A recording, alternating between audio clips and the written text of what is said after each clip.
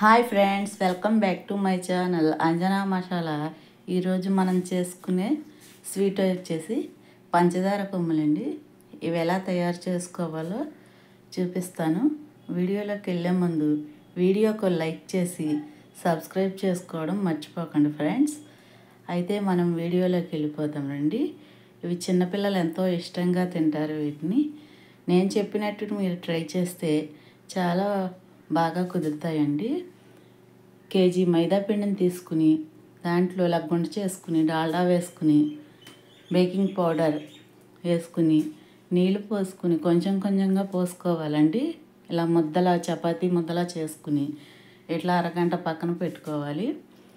ఆ పక్కన పెట్టుకున్న ముద్దను మనం బల్ల మీద ఇలా చేసుకుని దానిపై మైదా పిండిని వేస్తే అతుక్కోకుండా ఉంటుందండి. చపాతీ కర్ర పెట్టుకుని ఇలాగా చేసుకోవాలి.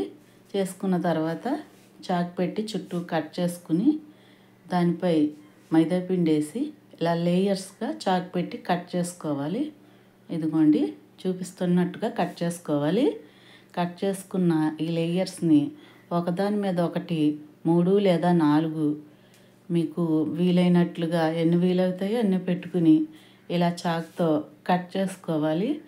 ఒక్కొక్కటి కట్ చేసుకుంటే చాలా టైం పడుతుంది కాబట్టి ఒకదాని మీద ఒకటి కట్ చేసుకుని ఇదిగోండి ప్లేట్లోకి ఇలా తీసుకోవాలి. చూపిస్తున్నట్టుగా ఇవిగోండి ఇలా ఉంటాయి. ఇవి పొయ్యి మీద కళాయి పెట్టి నూనె వేసి నూనె హీట్ అయ్యాక హీట్ అవసరం లేదు, మనం ముందుగా రెడీ చేసి పెట్టుకున్న ఈ కొమ్ముల్ని వేసుకుని ఫస్ట్ కదపొద్దండి, కాసేపు ఆగాక కదపండి. జన్నా పెట్టుకుని అవి బీసుకున్నాక ఇదిగోండి ఇట్లా ఈ కలర్ రావాలి. కలర్ వచ్చాక తీసి పక్కనైతే పెట్టుకోవాలి.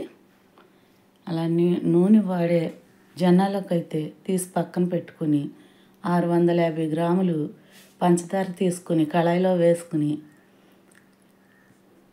ఈ కళాయిని మనం పొయ్యి మీద పెట్టుకుని నీళ్లు ఆ పంచదార ములిగేటట్టు వేసుకుంటే సరిపోతుందండి.